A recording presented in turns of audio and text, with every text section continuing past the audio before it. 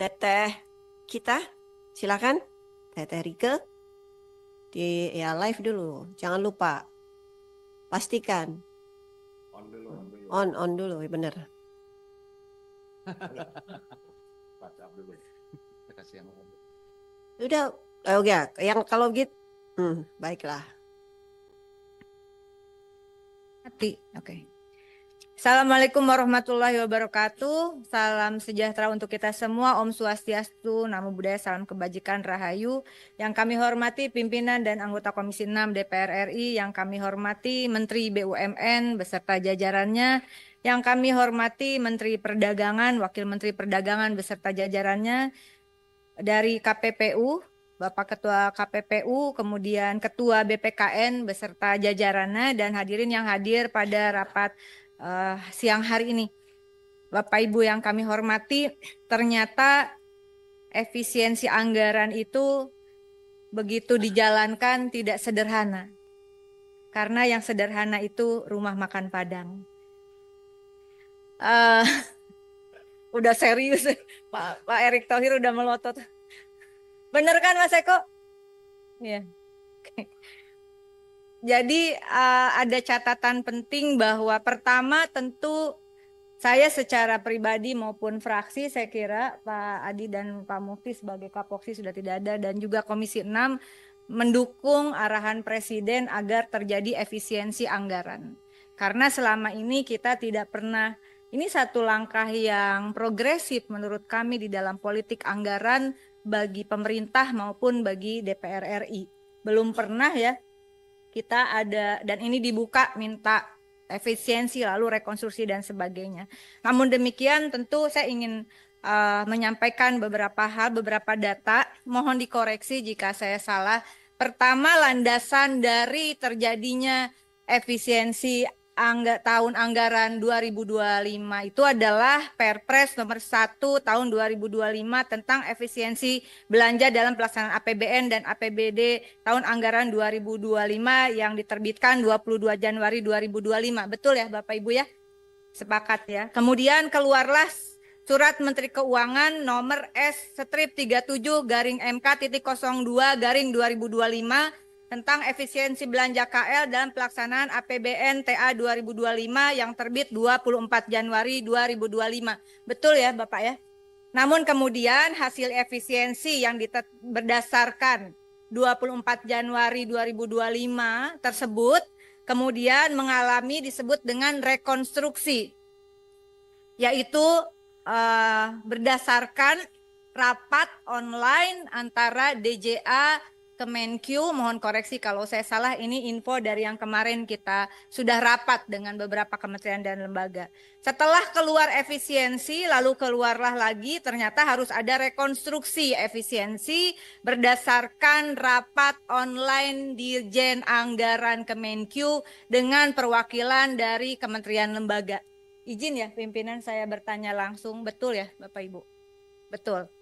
Nah oleh karena itu mohon koreksi, karena DPR RI ini tidak memiliki kewenangan lagi untuk memeriksa Satuan 3 berdasarkan putusan Mahkamah Konstitusi, maka saya kira tadi berlembar-lembar, tapi izinkan pimpinan kita cek bersama.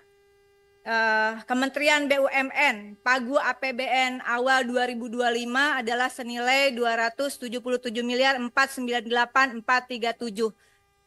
Betul ya Bapak ya? Kemudian nilai efisiensi berdasarkan surat Menkyu 24 Januari 2025 123.600 juta. Lalu kemudian setelah efisiensi sisa 153.898.437. Betul ya? Betul. Mohon izin ya pimpinan ya.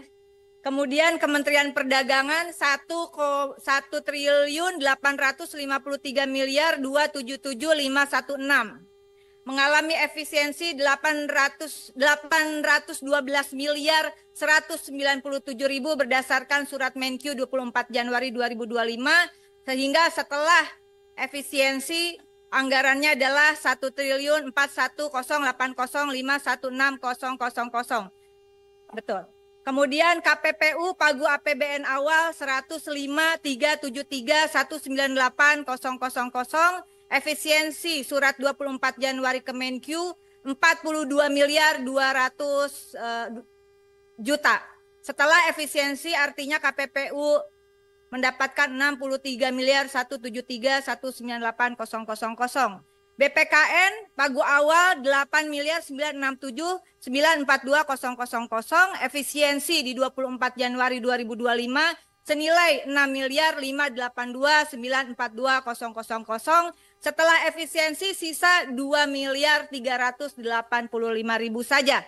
Lalu kemudian nilai efisiensi tadi direkonstruksi pada tanggal 11 Februari 2025 sehingga nilai efisiensi berdasarkan rapat online DJA Kementerian Keuangan beserta perwakilan dari KL adalah Kementerian BUMN mendapatkan efisiensi 115 miliar 524.996.000 dan setelah rekonstruksi 11 Februari sisa 161 miliar 973.441.000. Kementerian Perdagangan mendapatkan nilai efisiensi setelah rekonstruksi 11 Februari 720 miliar 632.453.000 sehingga setelah efisiensi sisa anggaran adalah 1,1 triliun 322 miliar 645.063.000.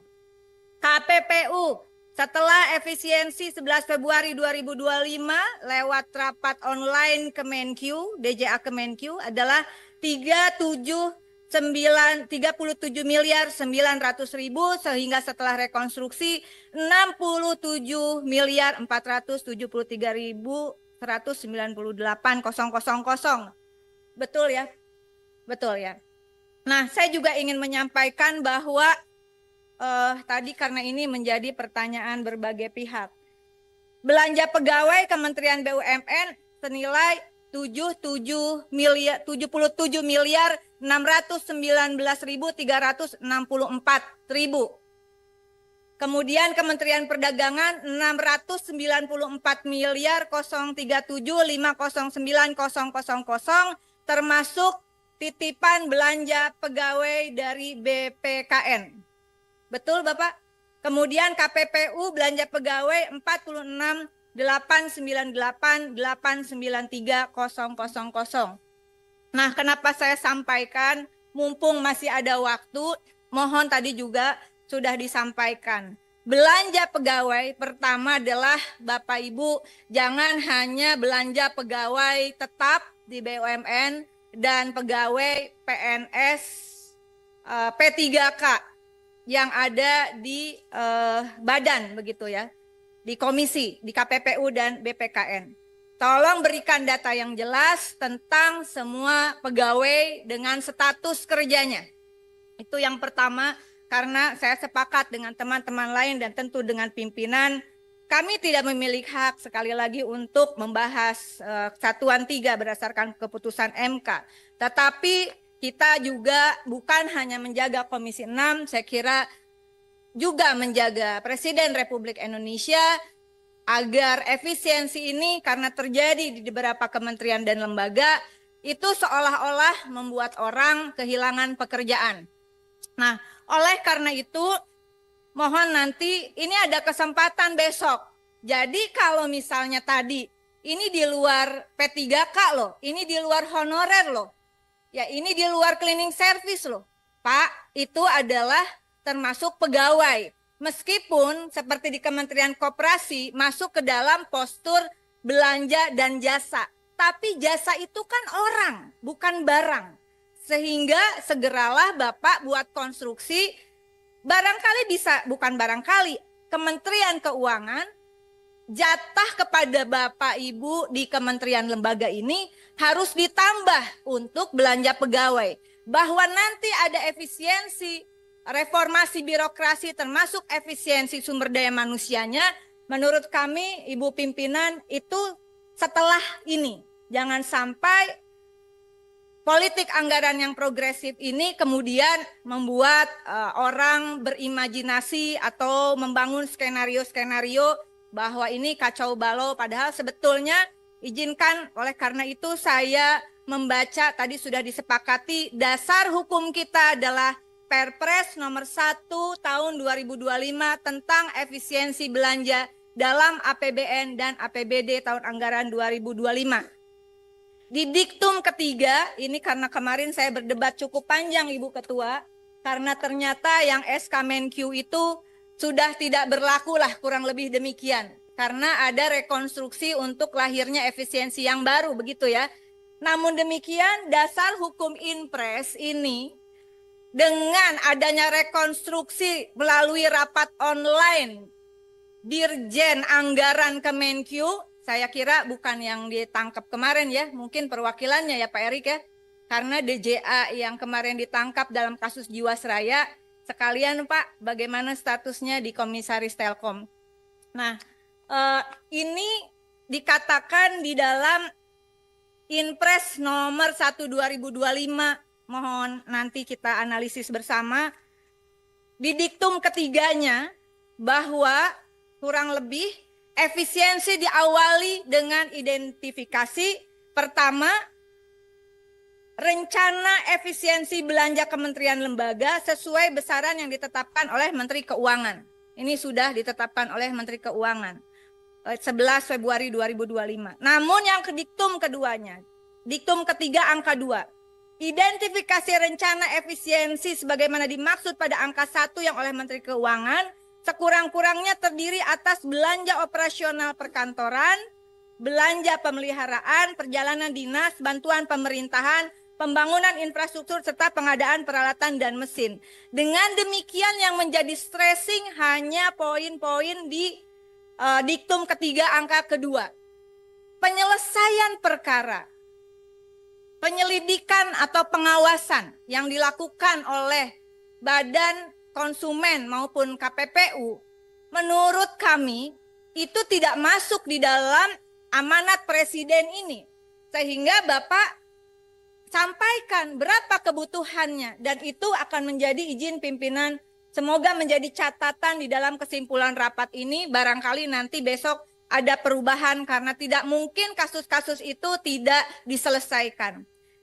Diktum ketiga angka 3 adalah identifikasi rencana efisiensi oleh Menteri Keuangan di angka 1 tidak termasuk A. belanja pegawai dan belanja bantuan sosial. Dengan demikian Bapak Ibu dan rasanya mohon dukungan dari pimpinan dan anggota Komisi 6. Perintah presidennya jelas. Perintah presidennya jelas. Ketika postur anggaran menyangkut belanja pegawai, apapun status kerjanya, masalah nanti ada efisiensi terhadap reformasi birokrasi dan pegawai tetap tidak tetap, itu urusan nanti saya kira. Jangan sampai chaos baru mau diefisiensi seolah-olah instruksi presidennya salah. Instruksi presidennya benar nih. Belanja pegawai tidak masuk ke dalam efisiensi. Oleh karena itu nanti menjadi catatan penting, izin pimpinan mohon dimasukkan ke dalam catatan. Segeralah Bapak Ibu dari kementerian dan lembaga yang hadir di sini berikan kepada kami Komisi 6 agar catatan untuk khususnya postur belanja pegawai apapun statusnya kita masukkan ke dalam kesimpulan. Kalau kurang tambahkan Pak. Namanya usaha ya Pak. Kemudian yang kasus-kasus di perlindungan konsumen dan persaingan usaha itu juga tolong Bapak diberikan catatan atas seizin pimpinan kepada sekretariat dan menjadi bagian. Saya kira Komisi 6 ini bukan hanya stempel untuk menyetujui. Ada hal yang bisa kita perjuangkan untuk masyarakat, tentu saja kita perjuangkan mumpung masih ada jabatan, mumpung masih ada umur. Demikian yang bisa saya sampaikan. Mohon maaf seperti biasa saya terlalu panjang, tapi karena dasar hukum dan data angka ini sesuatu yang pertanggungjawabannya bukan hanya sekedar dihapus dikali dibagikan, tapi saya selalu berkeyakinan di balik angka dalam data negara ada nasib dan nyawa jutaan rakyat dan pekerja yang dipertaruhkan. Terima kasih. Wallahul muwaffiq ila aqwamit thoriq. Mohon maaf lahir batin. Wassalamualaikum warahmatullahi wabarakatuh. Waalaikumsalam warahmatullahi wabarakatuh. Terima kasih Terike. Cuma mengingatkan Ibu Bapak, ini masih banyak pertanyaan dari anggota, sedangkan tadi di